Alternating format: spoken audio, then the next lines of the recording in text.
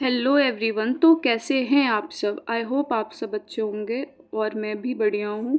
तो आप लोगों को पता होगा जो इस चैनल पे मैं एनसीईआरटी बायो के सारे चार्ट्स जितने भी हैं यूनिट वाइज लाने वाली हूँ और डायग्राम भी, जिसमें से पहली वीडियो मैंने बायोडाइवर्सिटी जिसमें कि बायोलॉजिकल क्लासिफिकेशन, प्लांट किंगडम और एनिमल किंगडम आते हैं, उसकी वीडियो मैंने अपलोड कर दी है। बाकी इसमें सेकंड में आपको पता होगा सेकंड यूनिट में हमारा मॉर्फोलॉजी और एनाटॉमी है, इस दोनों में चार्ट्स नहीं हैं एनसीईआरटी में। बाकी थर्ड वाले में जो कि cell bio, cell division and biomolecules है, तो सेल बायो और सेल डिवीज़न में कोई भी चार्ट्स नहीं है, तो बायोमोलिक्यूल्स में है। तो इस वीडियो में मैं बायोमोलिक्यूल्स के चार्ट को एक्सप्लेन करने वाली हूँ और उसके हर एक लाइन से जो क्वेश्चन बनते आए हैं और बने हैं उसको एक्सप्लेन करने वाली हूँ, वो क्वेश्चन दिखाने वाली हूँ, जिससे आप लोग नेक्स्ट टाइम अगर एनसीईआरटी पढ़ो तो आप उस पॉइंट को नोटिस करो जो हाँ इस लाइन से क्वेश्चन बन सकते हैं और ये क्वेश्चन आ सकता है। तो चलिए स्टार्ट करते हैं। पहला आप लोगों को जैसे कि पता होगा जो है चार्ट्स है हमारे बायोमोलिक्यूल्स चैप्टर्स में, तो वो है comparison of element present in non living and living matter. ठीक है, जिसमें hydrogen, carbon, oxygen, nitrogen, sulphur, sodium, calcium, magnesium and silicon है।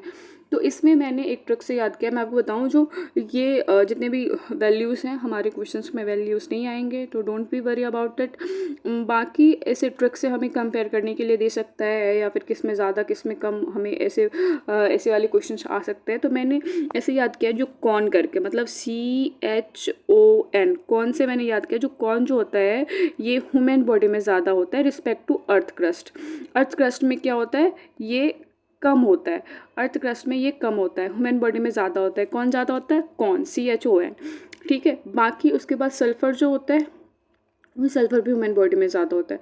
और सिलिकॉन जो होता है वो नेग्लिजिबल होता है, ह्यूमन बॉडी में सिलिकॉन नेग्लिजिबल होता है। इतना अगर आपको याद है तो काफ़ी है ये। उसके बाद नाइट्रोजन अर्थ क्रस्ट में बहुत कम होता है, इसमें हम कंफ्यूज कर जाते हैं और सामने क्वेश्चन आता है। तो ये 3 पॉइंट, कौन जो होता है वो क्या होता है, हम ह्यूमन बॉडी में ज़्यादा होता है। नाइट्रोजन अर्थ क्रस्ट में वेरी लिटिल, मतलब बहुत कम होता है। और ह्यूमन बॉडी में सिलिकॉन जो है वो नेग्लिजिबल होता है।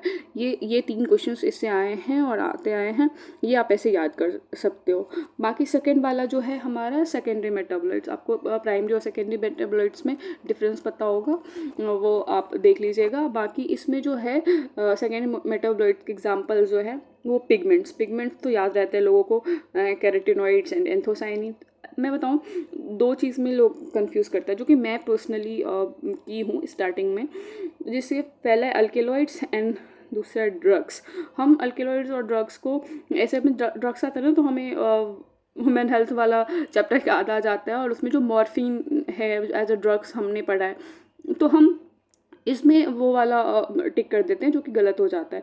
तो मैं बताऊँ, अल्केलॉइड्स में मॉर्फिन एंड कोडीन है, आप इस चीज़ को ध्यान रखिएगा।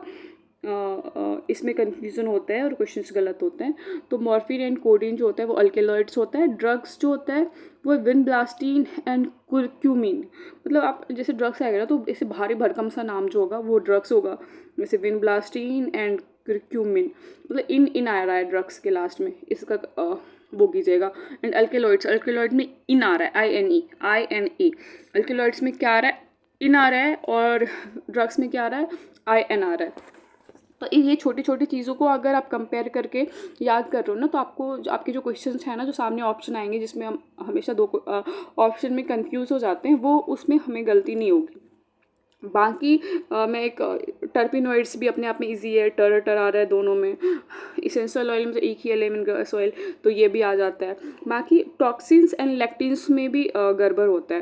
देखो टॉक्सिन्स एंड लेक्टिन्स, टॉक्सिन्स ऐसे एब्रिन डाइसिन आता है, ऑप्शन तो बन जाता है। लेक्टिन्स के ऑप्शन में अगर एब्रिन डाइसिन कोनिकोबिलिन है तो फिर हमें कन्फ्यूजन हो जाती है। मतलब अगर एब्रिन है, एक ही है एब्रिन डाइसिन में से, तो हमें ज़्यादा कन्फ्यूजन हो जाता है 2 ऑप्शन में। तो मैंने इसको ऐसे याद किया था, जो लेक्टिन्स जो है वो L है उसमें, तो इसके लास्ट वाले में जो है ना LIN है कॉन्क्लेविन A में, तो ये जो है ये लेक्टिन्स है। बाकी टॉक्सिन्स में IN है, तो ये IN और IN ऐसे, तो ऐसे मैंने याद किया था। तो आपको भी ऐसे याद करोगे तो आपको 2 ऑप्शंस में कन्फ्यूज़न नहीं होगा।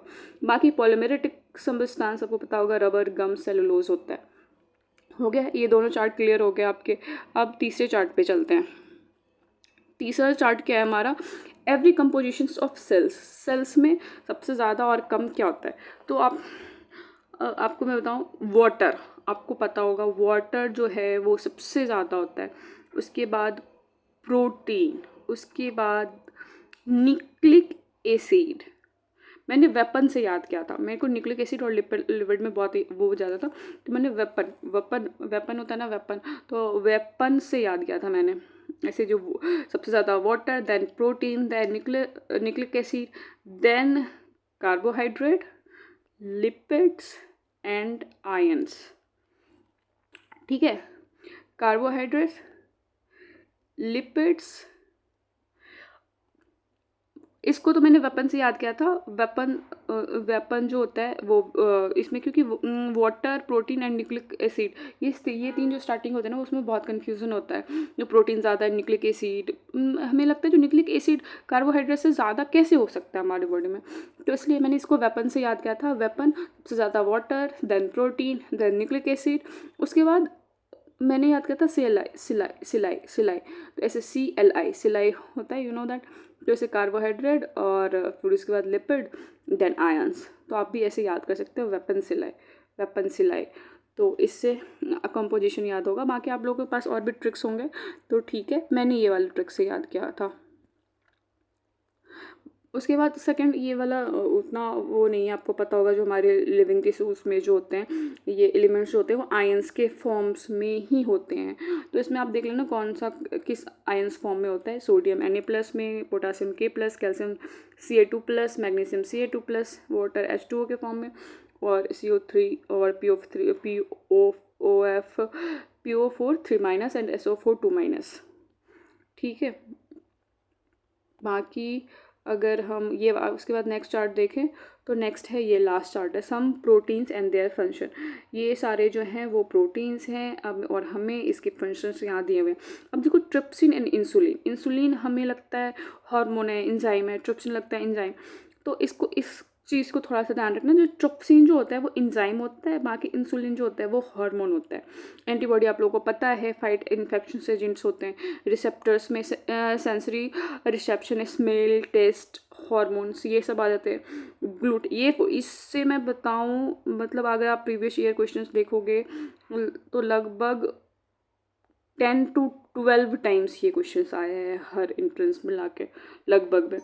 तो वो एक GLUT4 वाला जो है वो आप इसको याद करना ना, इनेबल ग्लूकोज ट्रांसपोर्ट, ये ग्लूकोज ट्रांसपोर्ट में जो है वो काम आता है। रिसेप्टर्स और एंटीबॉडी तो आपको पता है, इंसुलिन और ट्रिप्सिन में याद रखना। ट्रिप्सिन जो होता है वो एंजाइम होता है, जबकि इंसुलिन जो होता है वो हार्मोन होता है। कोलेजन जो होता है इंटरसेलुलर ग्राउंड सब्सटेंस, ये आपको पता होगा। बाकी इस वीडियो में इतना ही।